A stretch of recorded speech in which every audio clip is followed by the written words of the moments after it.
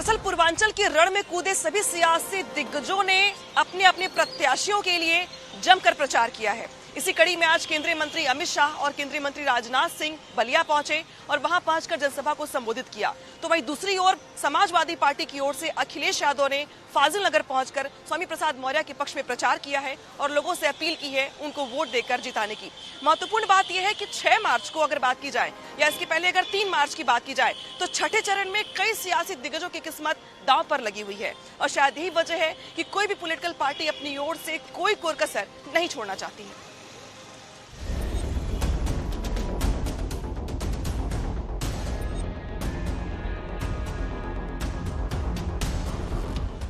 छठे चरण के घमासान में पूर्वांचल की आधी सीटों पर मतदान होने हैं। यूपी के सियासी दिग्गजों ने अपने तरकश से बयानों की वार कर रहे हैं।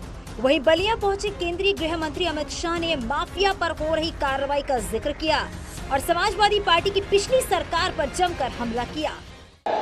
अब मैं 3 सवाल पूछना चाहता हूं, जवाब देना। अतीक अहमद आज कहां है भाई? जोर से बोलिए, कहां है? मुख्तार अंसारी कहां है? आजम खान कहां है? मुझे बताओ, गलती से अगर साइकिल की सवारी करी तो ये जेल में रहेंगे क्या? रहेंगे क्या?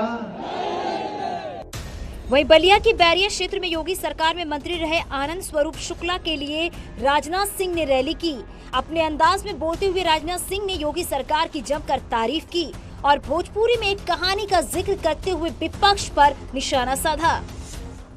ऐसा बात कहानी तो हमके बतला दें तो कहानी एक सुन ला, कहानी नहीं सच्चाई है। एक रेल पर मालगाड़ी रहे, मालगाड़ी जो पर डिब्बा नहीं लगा रहा, वो मालगाड़ी है। वहीं पर कुल बुलडोजर लद कर कहीं जात रहे, तो प्लेटफार्म पर वहां लोग खड़ा रहा, कहे भैया ये इतना बुलडोजर कहाँ जाता है? तो कहा कि वो जो मुख्यमंत्री है उत्तर प्रदेश वाला, वो है मंगोले हो वही जात है। वहीं समाजवादी पार्टी की कमान संभालने अखिलेश यादव ने भी ताबड़तोड़ रैलियां कर रही हैं। बीजेपी से समाजवादी पार्टी में आए स्वामी प्रसाद मौर्य की नया पार करने के लिए अखिलेश कुशीनगर के फाजिल नगर में सभा की और बीजेपी पर वार किया। न केवल गर्मी निकालेंगे, मैं अभी आदरणीय स्वामी प्रसाद मौर्य जी को सुन रहा था, मैं ये कह सकता हूं उनके आने के बाद भारतीय जनता पार्टी की भाप निकल जाएगी, भाप। छठे चरण का चुनावी घमासान जारी है। ऐसे में सियासी दलों का वार पलटवार भी लाजमी है। खैर, जनता नेताओं के दावों और वादों को देख रही है। इसी आधार पर 3 मार्च को फैसला भी कर देगी, जो 10 मार्च को तय हो जाएगा कि किसके दावों में कितना दम है। Bureau report, news 18।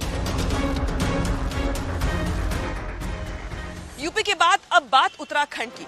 उत्तराखंड में सरकार किसकी बनेगी ये तो 10 मार्च को साफ हो पाएगा, लेकिन जिसकी भी सरकार बनेगी उसे कई चुनौतियों से दो चार होना पड़ेगा।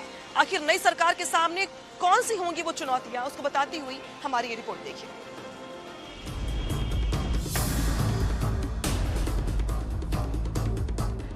उत्तराखंड की सत्ता का सिरमौर कौन बनेगा, 10 मार्च के नतीजों से ये साफ हो जाएगा। लेकिन सत्ता जो भी संभालेगा उसे एक के बाद एक 4 बड़ी चुनौतियों से जूझना पड़ेगा। नई सरकार की पहली बड़ी चुनौती होगी फॉरेस्ट फायर। अप्रैल और मई में फॉरेस्ट फायर अपने चरम पर रहता है, तो मई में ही शुरू होने वाली 4 धाम यात्रा उसकी सबसे बड़ी परीक्षा होगी, क्योंकि कोविड की 3rd लहर के थमने के बाद इस बार यात्रा के अपने चरम पर रहने की उम्मीद है। चुनाव के चलते इसकी तैयारियां प्रभावित हुई हैं। यात्रा के बीच ही 15 जून के बाद बारिश नई सरकार की तीसरी बड़ी चुनौती होगी, क्योंकि बारिश में पहाड़ों पर लैंडस्लाइड होना बड़ी समस्या है। वहीं पुलिस समेत विभिन्न विभागों में निकाली गई भर्तियों को तय समय सीमा में पूरा करना भी नई सरकार की चौथी बड़ी चुनौती होगी। 4 धाम यात्रा मई में साथ साथ बड़ा प्रश्न चुनौती है और उसकी देखते हुए भी उसकी तैयारियां अभी से करना, डिजास्टर मैनेजमेंट की ओर से और शासन की तरफ से, तो मुझे लगता है कि 10 तारीख जैसे सरकार ये बनाने की बात आएगी और उसके बाद इसी तरह इस पे हमारी सरकार संज्ञान लेगी। लेकिन जो ब्यूरोक्रेसी है, जो चीफ सेक्रेटरी हैं, फॉरेस्ट सेक्रेटरी हैं, हमारे टूरिज्म सेक्रेटरी हैं और वित्त सचिव जो है, इनकी ये जिम्मेदारी है कि जब तक वो पदों पे है और जब तक नई सरकार, जो चुनी हुई सरकार है, वो अपना कार्यभार संभालती है, तब तक वो इन व्यवस्थाओं को, क्योंकि परमानेंट सरकार तो ब्यूरोक्रेसी है। बहरहाल राह आसान नहीं है। ये वो चुनौतियां हैं जिनका सामना सत्ता संभालते ही नई सरकार को हर हाल में करना ही होगा।